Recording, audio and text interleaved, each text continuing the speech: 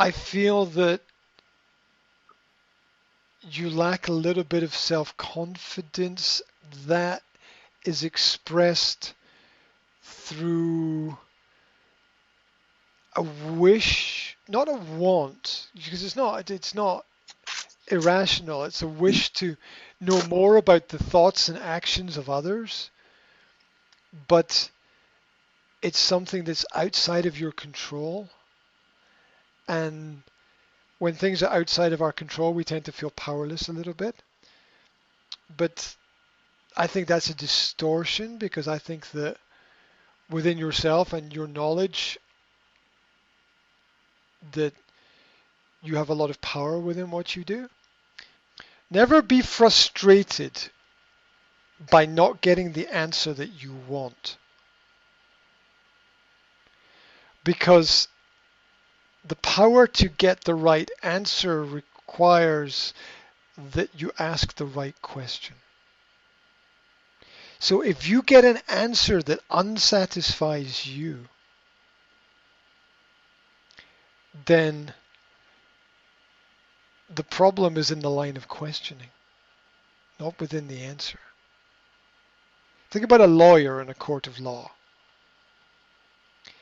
Their questions are specifically designed to be orientated towards certain kinds of answers. They're masters of the questions, and if they don't get the answers they want, it's because they didn't ask the right questions in general.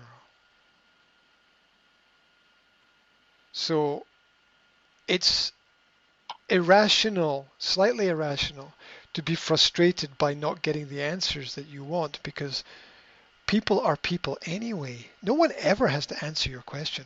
No, nobody ever has to. Why should they? Nobody ever has to answer your question. That would be self-important. You would consider yourself extremely self-important if anybody had to if everybody had to always answer your questions. There are questions that are inappropriate. There are questions that are badly timed. There are questions that we don't want to answer, and so we don't answer them directly. An indirect answer is either A, the person doesn't want to talk about it, or B, the person doesn't understand the question. So you can either repeat the question or understand, get the social cue that the person doesn't want to talk about it. Right? If you say, "Where are you going tomorrow?" and the person says, depends on the person says, "I'm waiting to see if it's a nice day." Right? So either they didn't understand the question or they don't want to tell you. So you can repeat if you think that they don't want to tell you, then you respect the fact and you don't answer it again. But if you think that they, if it's me in an English class and I'm asking a student, it's like, "Oh, you didn't understand the question." So I would repeat the question there. So the power of asking the right question is extremely important. And a lot of it is about society and social cues and position.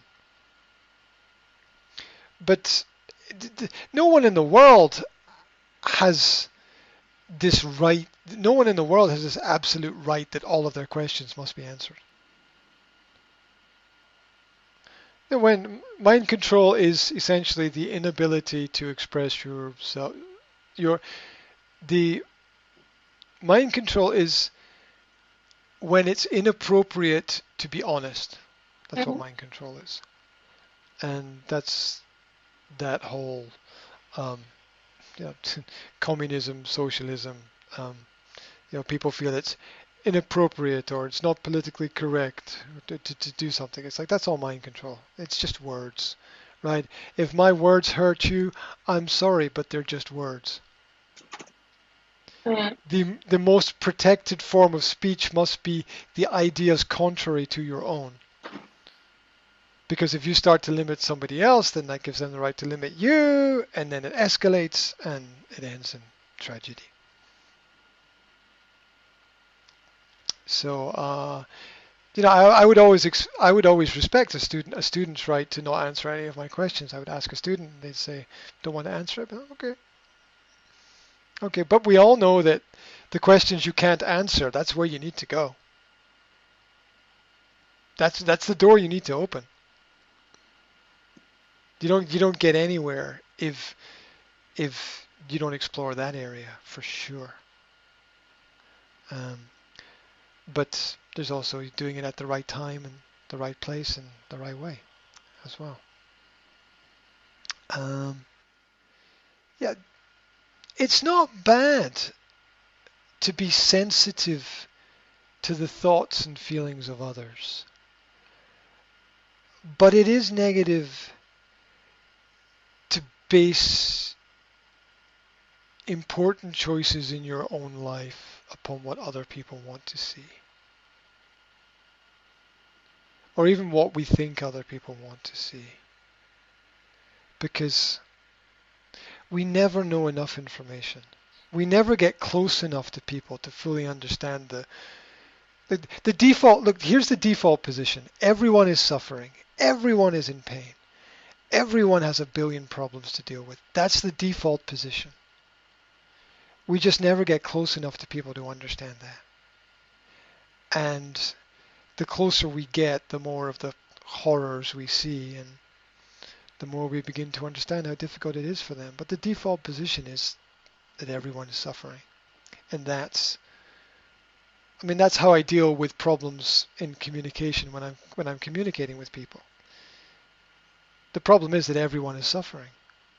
Everyone is in pain and everyone is expressing it in different ways or trying to, or everyone is reaching out for help, and these negative emotions, these outbursts of aggression, it's a cry for help.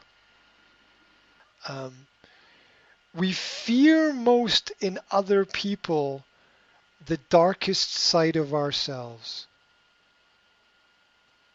Like if I've got a part of my character that's Mhm. really dark and I see that in someone else, I would be really scared. Yeah. So we have to go with what works, Mhm. right?